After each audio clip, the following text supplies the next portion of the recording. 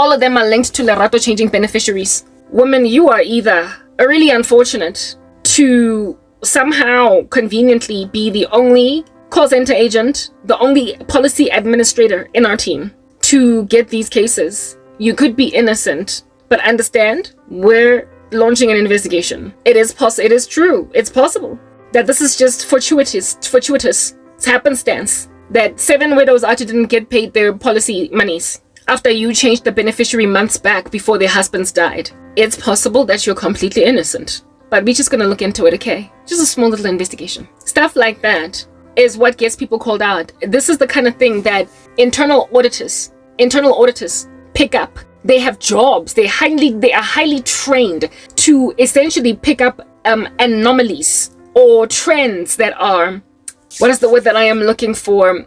Trends that are unseemly, like things that ought not be, things that are too coincidental to truly be a coincidence. They look for weird occurrences, bleeps in radars, bumps on a smooth surface, and they gaze upon them with extra carefulness to see if it's just a bump, because every so often there's a bump in the ride, or if it's a created bump. And if it's a created bump, the person behind it is out of the job, and maybe even in some orange or striped dungarees a few months down the line from being prosecuted for a crimes that they committed, white collar crimes that they committed using company resources. You put yourselves in positions like Kutlabo Petunia. Yeah, you put yourselves in a position, and I call you Petunia because remember that woman that I raised, that I called out in my video, who I gave the name Petunia, that Alja is enabling crazy men. Because I gave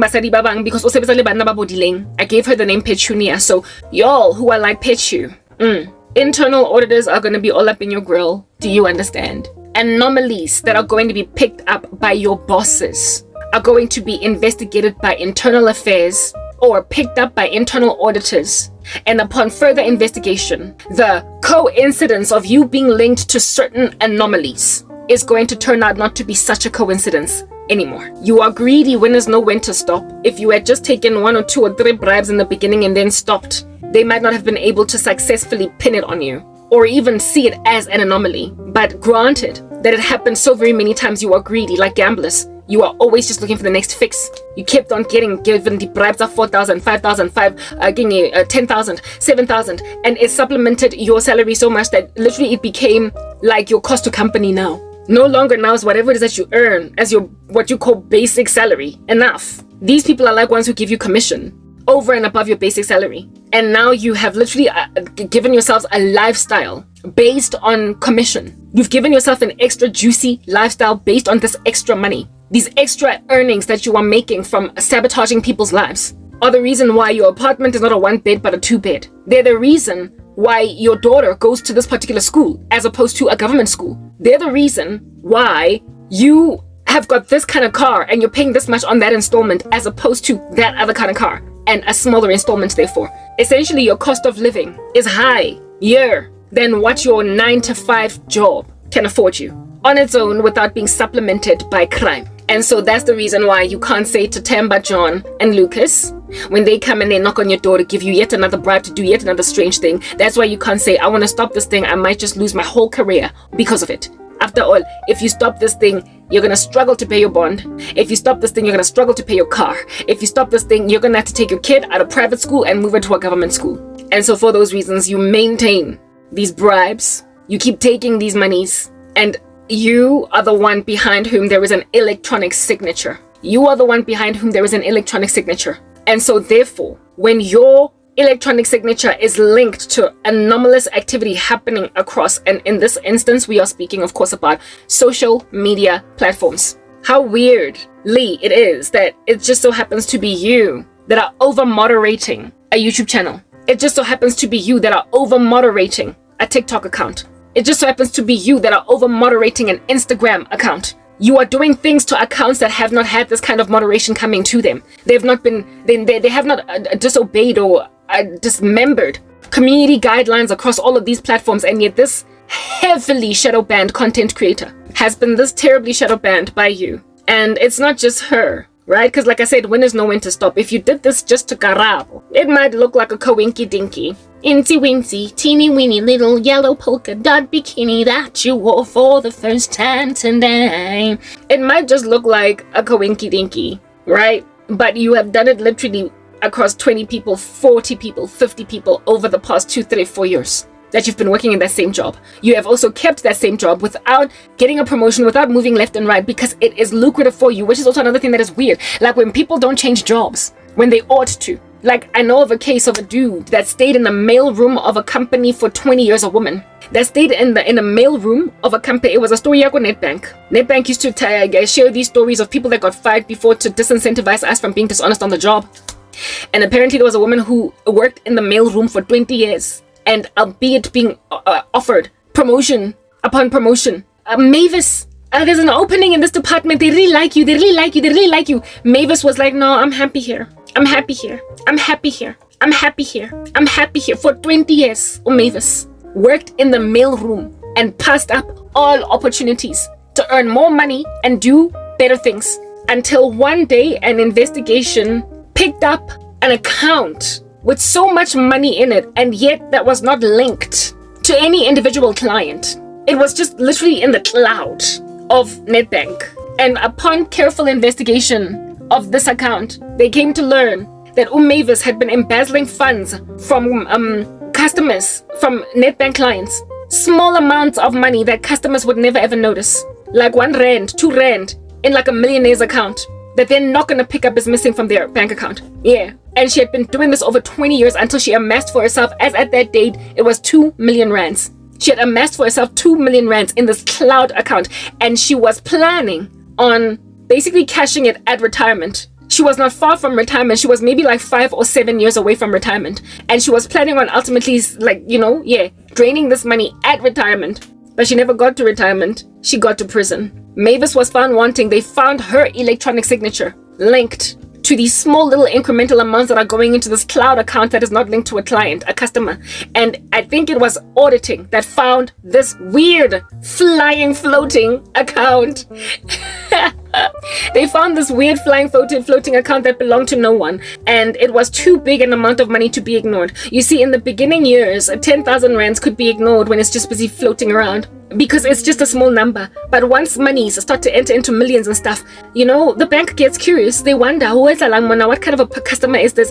What's their business? But then when this particular account doesn't even have anybody to whom it belongs, it then gets asked, what is this? What's happening? Until Mavis, poor Mavis, was found. Mom Mavis, just a nice little lady from Soweto and Jeffela that everybody loves, every day. They're, hi Mavis! Jail today. Prison. Maybe she's out now. I don't know. Mara, when they told that story, I remember being like, yeah, people do things. People do stuff. People do stuff. You see, Mom Mavis chilled in that job because by working that job, she had access to those systems that enabled her to keep paying those little incremental amounts into that cloud account. Any other job, those permissions were taken away. Any other job, that access was taken away. So she stayed there. So when you're busy sitting as an administrator at YouTube, having started working there 24 and now you're 30, honey, have you no ambition? I mean, come on, other people are out there, like digital marketing is a booming industry. They absolutely adore people with experience in this particular industry. Why wouldn't you want to move left and right? Why wouldn't you want to take up an offer at Google? Why wouldn't you want to work in a PR firm, a marketing firm? Of course, you wouldn't want to work there. Because you're not just earning your meager 11,000 rands a month, baby girl. You are earning 25,000 rands a month. And then some. Some months it's so lucrative that you're walking around with 40K in your bank account. You've got all that money because you are being used by some syndicate bosses to sabotage people's lives on social media, and it's become so lucrative that it does not compare to what you call the little promotions that you will have gotten from moving from this company to the next one to build your career. Yeah, just like Mom Mavis, people look at you creasing their foreheads. You're a bright young woman with lots of promise. Why would you stay in the same job for 6 years? I mean, for what? Why aren't you building it? Why? Dog, you've wasted 6 years from 24 to 30. You have wasted 6 years. You could have gotten a promotion in the second year. In the fourth year, another promotion. but you sat around in the same job for all those years. Because I mean, what administrator earns 45,000 rands a month? Yeah, one that's busy pocketing 30 of that 45,000 rands from bribes, from extortion, from Jojo, from whatever. Only 15,000 rands of that 45k.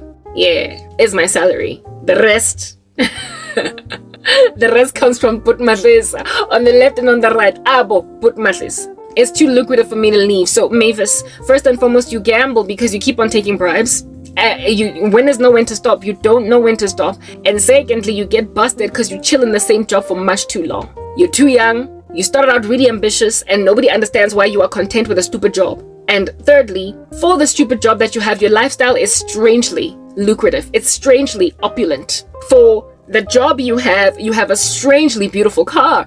And you see, that's just the thing. You could say, you could say you're a slay queen. These buggers be bitches every time you're in the club, girl. You could say that. And that could indeed fly. But the electronic signature don't lie. The system don't lie. The sabotage and the fraud, those don't lie. I need to pee. I'm back. Yeah. I hope that is clear. I don't generally need to pee at this time of night, but I guess I drank my coffee and everything later. Yeah, so these people supplement their 9-to-5 salaries in their entry-level jobs with corruption. And go MTN. I was busy still telling that story. The call center agent story. It turns out that the agents, a couple of agents, they arrested about 30 kids.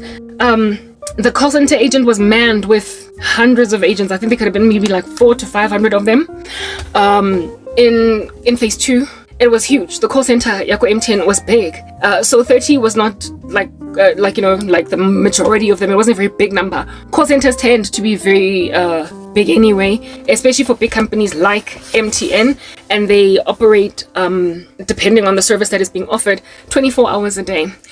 The ones that they arrested, Baba Totse Musiar Hossein. Yeah, and these were the agents that had administrative rights to award RICA status to SIM cards. And they did this in such batches. They were being paid to do this thing. They did this in such hefty batches that I would imagine what happened over there. I didn't really get the full scope of what was going down. I knew the overall reason why they were being arrested. But I would imagine that their bosses, or maybe even internal auditing, upon looking at like when you work at a call center, like RICA, for instance, is just one leg of what you do, right? Yes, call centers have got differing departments. This here is for, like, if you've got issues with your SIM card, your prepaid SIM, like in the prepaid space, if you've got problems with you porting your number, or this, you do a couple of things. Like you don't only RICA. What I'm getting at is that you don't tend to only RICA. You probably also do some swaps. You probably also do policy updates. What is this, account updates, like name updates, or phone blockings, to make sure that a person can no longer use that SIM card or that number because it was used in a fraudulent transaction or whatever. You don't only do one thing, you tend to multi-specialize.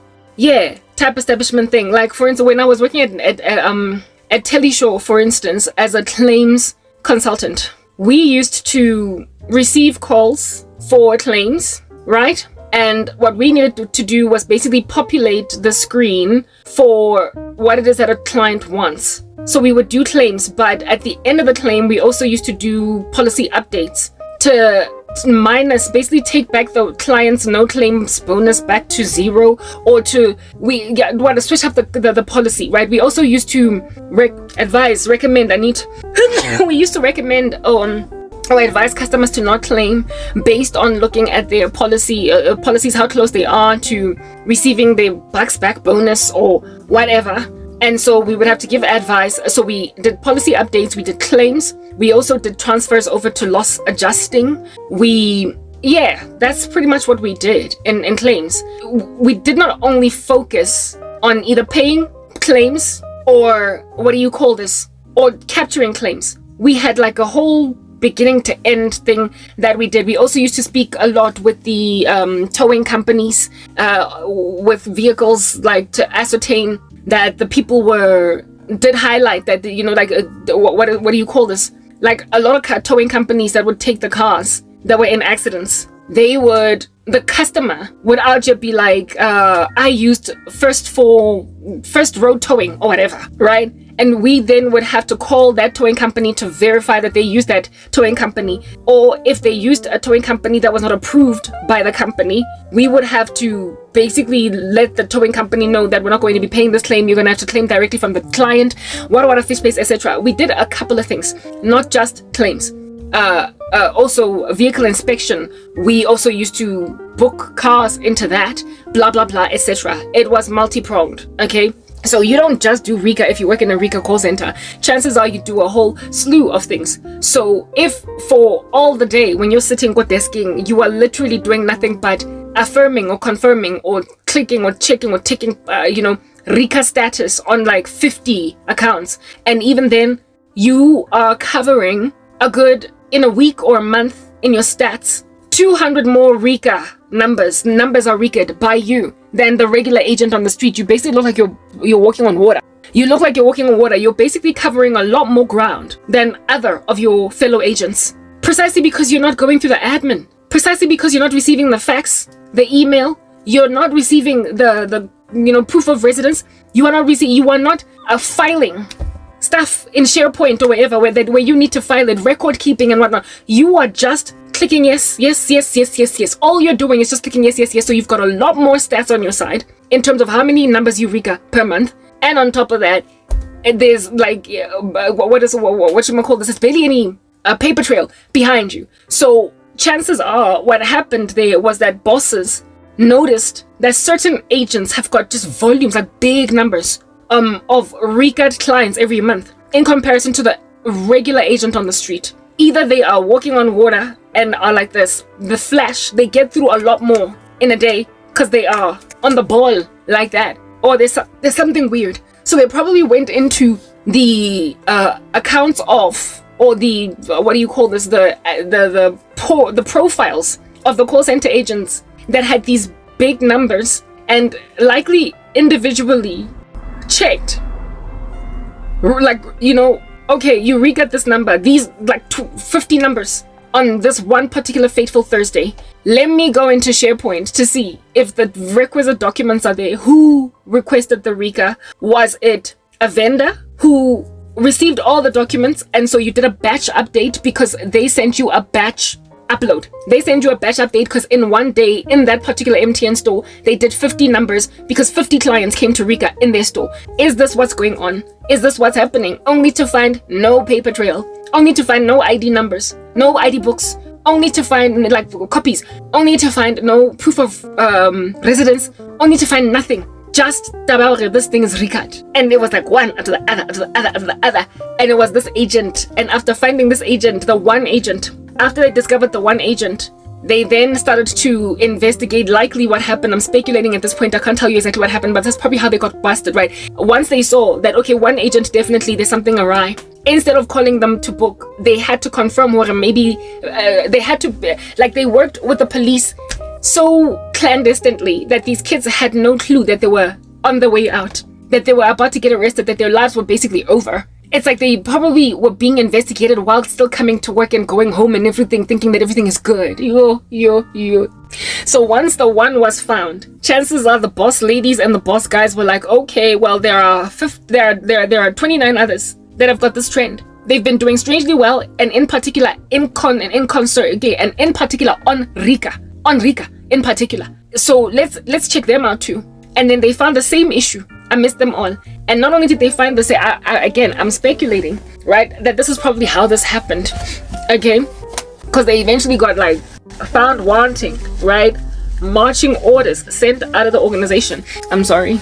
Yeah, they probably looked then at the rest of them, and then upon discovering that Labantu Laba are busy RICAing where there is no documentation behind them, they also found that the petitions, the requests are coming from particular stores. It's not all the stores across South Africa that are doing this through agents. It's literally 5 stores in Lenasia, or it is 5 stores in like the greater Johannesburg area, this, that, and the other. So basically they uncovered or unraveled a syndicate that was working only through certain MTN stores or certain brand out there branches. Like, yeah, you get my point. Yeah. And when then they noticed that there is a common grain across all these agents and that there's no paperwork, and then the numbers that were recorded with no paperwork all went back to particular branches. These 4 branches, these 5, these 10 branches outside there in the wilderness go MTN. They then, of course, then started to investigate those branches, only to find the staff there also wanting. So on one fateful weekday, whatever it might have been, a Tuesday, the police rocked up at 8:30 going on 9 a.m. in the morning, arrested about 30 call center agents, and I would imagine at exactly the same time, because people could actually tip people off. So too were people in those branches getting tipped off. Not tipped off, so too were the people there also getting arrested. That day was like, yeah, I was new. It happened. I started working at MTN in 2009. Maybe this thing happened, or not 2009 yet thing. It was like a spectacle, like a whole show. SAPS out here with their boots on the ground, arresting some kids, putting them in some vans and stuff. Yeah, these kids did not expect, even in the slightest, that it's my last day in corporate South Africa. After this, I'm gonna be wearing orange etanyane, Sun City. In exchange for what exactly? 4,000 rands extra every month, 5,000 rands extra every month. Yeah. To a call center agent out here making 12K. I mean, for you to move that 12K of yours to 20K might seem like a lot, but in the grander scheme of a future, of freedom, and of a career that you can build, it then becomes like basically a whole life flushed down the drain before you could even start to live. But put it in police vans and then ushered away, whisked away. Now, what was going on over there? You know how in the instance of Riyadh, they did a disciplinary hearing, they fired him immediately, but I don't think they pressed charges. With me, they merely gave me a final written warning. And with the call center agents, they arrested them. And of course, that was automatically their dismissal. Let's start with me. I was given a final written warning because I didn't commit crimes. But I did do dirty on the job because I was ignoring calls. I did not hurt clients. There was no material things that I was changing. I was only hurting my own career. But I was not hurting anyone in so doing. So the company gave me another chance. In the second instance, the guy got fired because he was robbing the company. And his robbery of the company was, he was stealing stationery. He was stealing like stock and abusing his powers in the company to enrich himself. But again, in that instance, he was not stealing per se from MTN customers. He wasn't stealing from clients, and he was not committing crimes against the country, just enriching himself using company funds. So he got dismissed, but then lived to tell the story as a free man. Just started a business, but going forward, you'll never work for South Africa, for a corporate in this country ever again. But in the last instance, these individuals lost their futures. They lost their jobs, of course, duh. By implication, if you get arrested on the job, you're probably going to lose the job too. They lost their jobs and they lost their futures. They also got arrested, right? They went to prison. A whole court case was done and everything. Why? Because they committed crimes, yes, but so too did Riyadh also commit crimes. But he was awarded amnesty on the criminal part for reasons I've just highlighted above. He hurt his boss's feelings. He hurt his boss's feelings and put a small dent in the company's finances by embezzling them. He caused shrinkage of stock, essentially, on the shelves if it was to be an FMCG. But he did not hurt the country, and he also did not embezzle clients. Mavis got fired from Nedbank, by the way, and she also went to prison because she was out just stealing money not only from Nedbank. She was not only stealing money from Nedbank, but she was also stealing money from customers, clients. She was responsible for grand larceny. She had stolen from multiple customers over years, and all of them stood to basically gain, had rights to recourse under the law if they wanted to. They could come up against vicariously Nedbank, and Nedbank had to, of course, mop all that up to keep it all contained. So she went to prison, Mavis, right next to, of course, losing her job too. In the case of the call center agents, they went to prison right next to losing their jobs too. So basically what I'm trying to help you understand is that the scope of the crime. What is it in this instance? All of you saboteurs on using social media platforms. Who are you stealing from? What are you doing? Are you like me, merely letting calls be rerouted and not answering them because you're heartbroken because your boyfriend is out here lacking discretion.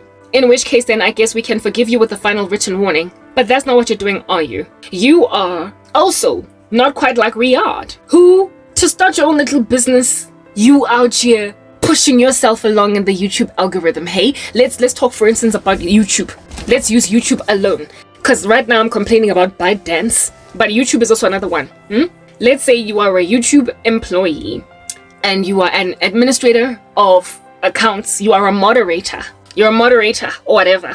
And then you make a decision to start your own YouTube channel. Very boring. Exceptionally boring. Out here doing a talking head video speaking about what fish paste la-di-da. It's quite boring. But you know how the algorithm works. You know how stuff works. You know what happens to cause a person that was once burgeoning, growing in violence in numbers to suddenly go mum. But you also know what YouTube does to literally pontificate the agenda of certain content creators because it's in their best interest to do so. There is a content creator, for instance, that I follow, and I'm gonna try and remember his name again this time around. I love his content. He does chocolate designs. He's very cathartic. His name is Amari Gishon. An American guy. Amari Gishon. He does these elaborate designs using chocolate, and he's wonderful. YouTube absolutely adores this guy, so much so that in the shorts feed, Amari or whatever is allowed to have a short that is longer than 1 minute because he is that prolific in reaching people. And because it is generally understood that when people click on shorts, they expect that they're going to be watching a video for just 5 seconds or whatever. Well, a minute, up to a minute, right? On Facebook, I believe it's 1.5 minutes. On YouTube, I believe the most you can do a short for is 1 minute. I don't believe that they have changed that, right?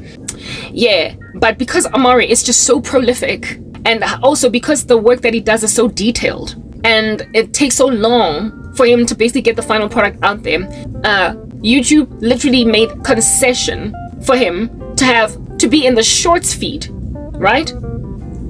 YouTube made concession for him to be in the shorts feed, albeit having a video that is longer than 1 minute. I discovered this when one day I was watching one of his shorts, because I clicked on the shorts feed, and as I'm sitting there, halfway through this advert, I realized that, hey man, I've been inside this short for too long. This is a short, it should be over by now, but it wasn't over. It lingered for like 3.5 minutes or something. And I was like, how is this guy able to have a short that is this long? And that's when I realized that when YouTube wants to proliferate somebody, and when this person is very beneficial for the platform, when they gain a lot of this platform, they probably enter into a contract with them on the partner program to enable them to have longer shorts. And these shorts are YouTube sponsored themselves. You know how you can get sponsored by other brands across the board, like a baking company can go and sponsor Amari, or a chocolate company. But when YouTube themselves sponsors you, they not only are the ones that are paying you to put that up there for the purpose of making money off you type establishment thing, but they also will push your particular video in ways that YouTube does not necessarily push everybody else's video. It's like everyone else, it's a gamble. The algorithm will work in your favor or lack thereof. It'll put you in the recommendation page, and depending on how people respond to that video, the algorithm will then proliferate you.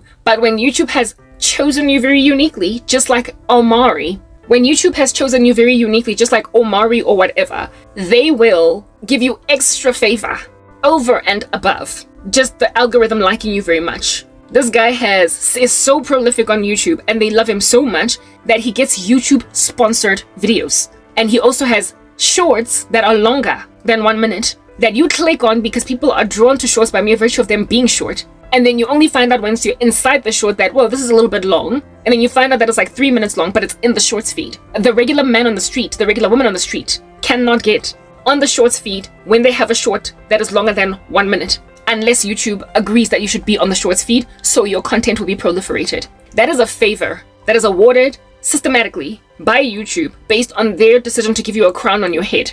They gave Amari, for good reason, I can see why, a crown on his head. He does beautiful content. I love that. Like, he's so cathartic. Like, I am besotted with that guy's content. Okay? Yeah, I can watch him for hours. If I had nothing else to do with my life, I'd only watch him. I think it's just any baking channel. I'm besotted with baking, cooking, yeah, stuff like that. Especially baking. Yeah, okay, cool. So that's Amari's channel. Bamutusa Alom. Also, you will remember the United States of America after the after Hamas Archer broke into Israel, because that's what they did on October 7th, into the kibbutz and the music festival. You will remember how it is that the US as a policy, as a nation, stood with Israel initially, right? Before all the riots against Israel, they stood with Israel. And so therefore, the direction of media conversation concerning what's going on in the Middle East was hugely in favor of Israel. You could pick it up on YouTube. And it was also trying to create awareness concerning what happened so as to control the narrative, to give a favor to Israel as opposed to Gaza or Palestine or Hamas, to a point of letting the IDF, the Israeli Defense Forces, their YouTube channel,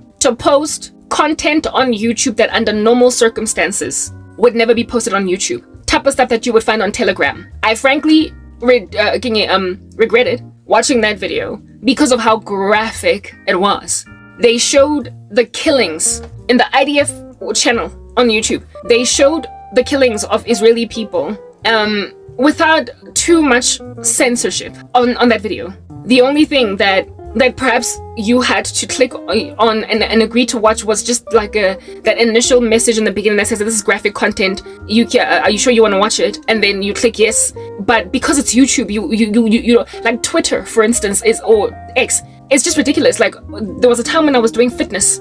When I started a fitness page on Twitter, and I wanted to be recommended fitness type content because I wanted to interact with people in the same community and be followed by people in the same community. And much to my disgust on Twitter, because I told the algorithm when they're telling you what kind of content are you choosing, because I told the algorithm that I'm glad for fitness, I started getting recommended pics of these ridiculous boys, men, who would literally post their full frontals but wearing skin-tight clothing, where you would literally see a man's whole shaft just drawn on his pants like it was pornographic. And there were so many of these guys. But you see, they were very fit, very ripped, very athletic, and they would take these selfies in front of their mirrors, showing themselves with their erections that are popping through their pants. However, with a very toned physique, and hashtag fitness goals would be in their description or whatever. And so this stuff got recommended to me to a point where I had to start over again with fitness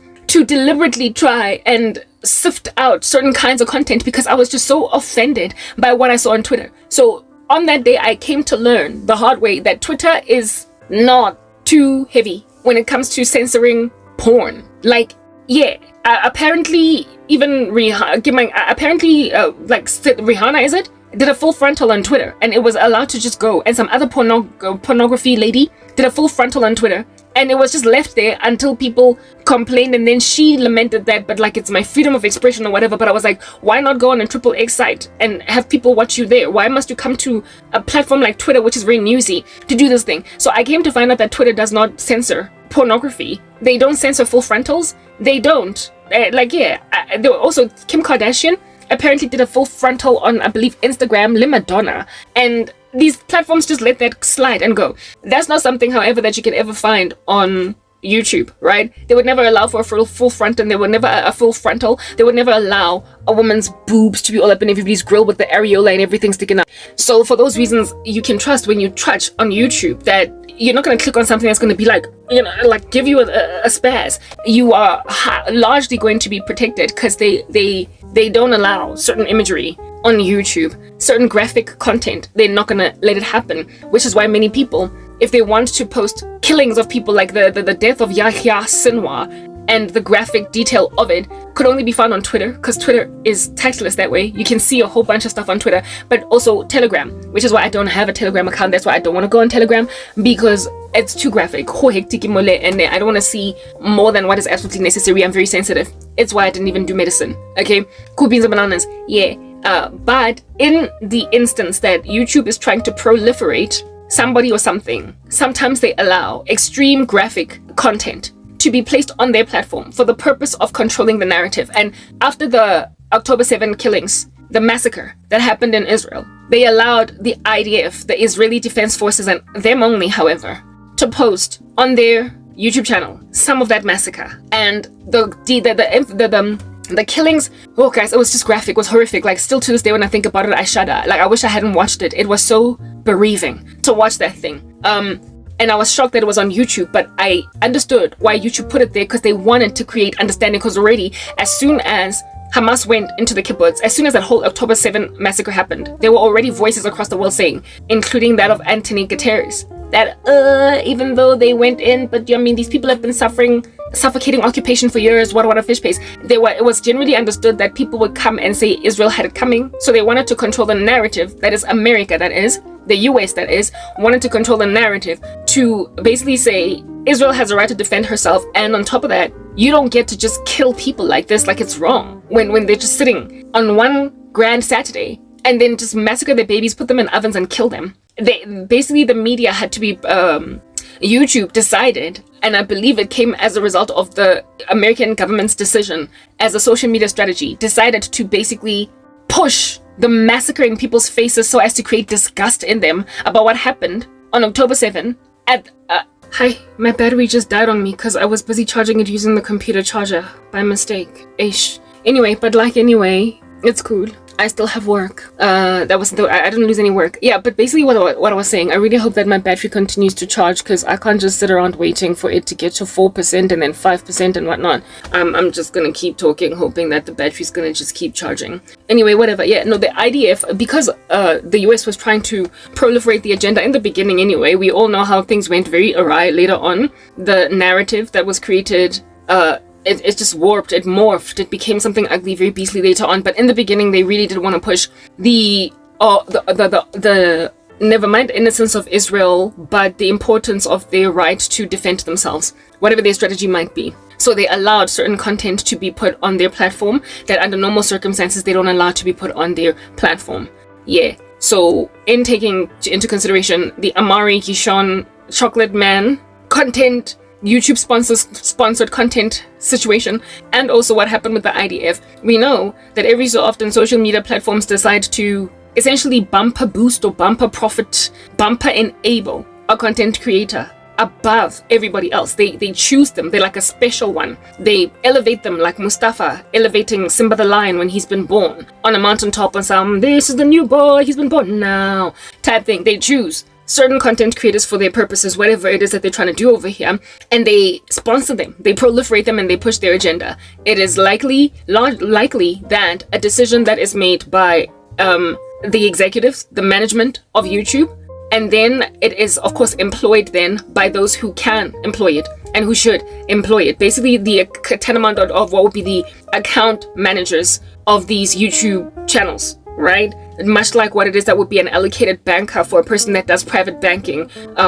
Everybody else has to go in a branch. Everybody else has to see a banker. Everybody else has to do life normally, the ordinary way. But when you earn a certain salary, you've got an allocated banker that out here has to have your back, call you when certain things are happening. You can call them directly to do things for you, blah, blah, blah, etc. So just like with private banking, there are certain content creators that have got private bankers or private account managers over their accounts, because their accounts are that big, they're that huge, they're that prolific. They're basically the stars of YouTube. Do you understand? Yeah, very well. YouTube has its people like that. It has its people like that, and I came to learn that I follow one, and his name is Amari Gushon. I don't know how to pronounce his name and surname, but he's an excellent guy. I would recommend him any day. Okay, there we go. My phone is beyond 5% now. I can see it in the charging bar, so I can speak with leisure. Okay, cool beans and bananas. So YouTube can do that. They can make that decision. But like I said, that decision tends to come from somewhere up tops. But now imagine working in a bank, right?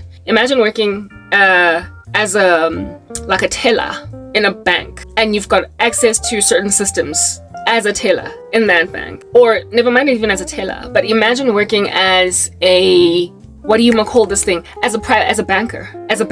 You're a banker, and even then, let's say you're a private banker, right? You basically attend to the needs of private banking clients. That's your job. But your salary is like, let's say you're earning like 25,000 rands a month, and the private banking requires you to have a minimum of 35,000 rands a month in order for you to qualify for private banking. So you're a banker and in your own personal capacity as a banker that works for that particular bank, let's say Nedbank, since we're already running with the Nedbank narrative. No, let's say Standard Bank this time around, because I bank with Standard Bank. You are a Standard Bank private banker. You're a Standard Bank private banker, and you've got a suite of clients underneath you. You earn 25,000 rands a month. You don't qualify for private banking in your own capacity. You, however, are knowledgeable on the perks that are awarded private banking clients. You know what they get. You know what are their discounts. You know when they pay petrol, how much they actually pay. You know when they take out personal loans, how much interest rates, what rates for interest they actually get. You know. You know the perks that they're given in order to incentivize them to private bank with your bank. Because you're a private banker. Yeah. You go for training every single time they do a new thing that they add in order to incentivize private banking clients from FNB, from ABSA, from Investec, everywhere to move over to Standard Bank. You know what strategies are used in order to fish people out, to incentivize them to come over. You got that knowledge. Insider knowledge, basically. That's what's good. Tanamando insider trading, that is what you're about to walk in. Do you understand? Yeah. Oh no. Oh no. Oh no. Oh, it's still recording. Sorry. Yeah. You know what it would take to get, you know what is involved in the whole charter of being a private banking customer, but you don't qualify. You're an employee, and so you have got huge rights across the board to administrate accounts of clients in accordance to what it is that the bank is prepared to offer them as perks. When you are trying to poach a customer from another bank, you also know what your branch manager, alongside their boss, is willing to offer this man or this woman in order to come on board to Standard Bank. And then with this understanding, this information, and also with you having this knowledge, you also are, once they make that decision, are the one to effect it. You're the one to get inside this client's account. You're the one that creates the account, and then you're the one that puts up all these parameters in order to avail this customer these suite of gifts, right? Yeah. That's what's good. And then, out of a spirit of covetousness with this ugly little ogling eye, you then make a decision that even though you, of course, because you're staff, you bank with your bank, you bank with Standard Bank, so you've got staff benefits. I mean, greedy little pig. You've got staff benefits. Like, just run with your staff benefits. You get more than the regular man on the street. You pay less on your car installment. You pay less on your home loan. What a fish pays because you work for staff. But you then tell yourself, I banking salaries and their ridiculous cost to company. Me, I need to give myself perks. I am a private banker. So I'm going to give myself private banking perks by simply tweaking the system, administrating it in such a way so as to award me more favorable interest rates than the ones that I get even as a staff member for Standard Bank. I'm also going to make sure that when I pay for petrol, after the 7th fill, I get a free full tank, because that's what private banking clients get. I'm going to do that for myself on my petrol card. I'm going to do this for myself on my home loan, that I won't have to put down a deposit on my second house, because that's what private banking clients get. So when I apply for a home loan, I'm going to just slather that home loan with private banking perks. I'm going to this, that, yeah, you sitting there on the salary of 25,000 rands. If you were an employee at Nedbank that was earning a certain amount of money, you could ask to qualify for private banking for staff, because you are a top earner as a Nedbank employee, but you are still striving for that extra 5,000, extra 10,000 rands. So until you get that big next promotion, you can't qualify even for private banking staff version. So you decide to give yourself private banking, not so much staff version, because that's going to get you busted by other staff that are on that perk, on that plan. You then give yourself private banking customer version in certain instances. And then for like a whole 2-3 years, you out here killing it up a storm, benefiting, getting all these favorable interest rates, enjoying the perks, even at the airport. Okay? Like the airport lounge perks that you get as a private banking client for Standard Bank. You are actually getting all those perks too. Type establishment thing. You don't even have to use your frequent flyer miles, because as a private banking client, after you have flown 7 times, the 8th flight is paid courtesy of your bank to incentivize you to stay with them. So you also are traveling all over South Africa. You're going to all these strange bed and breakfasts for being a private banking client for Standard Bank that you would never have been able to go to on your salary and also on your staff benefit. They are for private bank. So basically it's like, these very larny establishment with this hard knock, like, luxurious lifestyle. It's extremely opulent, and it's only awarded at ridiculously discounted rates for private banking clients, and you give yourself that. Yeah. And then one day your boss as he's toiling on his chair, notices that there is a weird little underachiever in terms of finances sitting in my systems that's got airport lounge access, that's got favorable interest rates on home loans and on cars that look like private banking, that has in the past 3 years gotten 7 free petrol full tank payouts in an SUV, that has lived in this particular lodge in Mpumalanga that's like very high end and cost a lot of money, but this person used these perks in order to get like a 75% discount and live there for practically free. And this person, who is this? Like, cause they're like, yo, this is not, this salary is not giving. This profile is not giving. It's not giving private banking, because I, as a, like, you know, senior manager or general manager or branch manager, am not gaining anything out of this particular profile. Because in order for me to award my private banking customers all these perks, they have got to give me their 100,000 rands a month salary in exchange. It's a trade, this thing. It's a trade. They beef my bank up with all their deposits, and then I beef them up with perks in return. But this one, it's like negligible, tumbleweed. And you can tell that it's also living hand to mouth, because it's like cost to company 25,000 rand. So really, after deductions and medical aid and everything, it comes down to a meager 15 grand. What is this little funny little weird wobbly legged 15,000 rands that gets depleted in mere days after it gets paid into this account doing here with all these perks? Kimang Ona, is this a mistake? Is this an error? What's happening? When this branch manager then takes a magnifying glass and looks deeper, and then he finds out that it's Cassandra Thompson, private banker. One of his employers. Employees. He grabs a magnifying glass and realizes that Cassandra Thompson is the one that went to that Hlongwane lodge in Mpumalanga. Cassandra's the one that's been to 7 business trips in the past 3 years that are too expensive for this kind of money.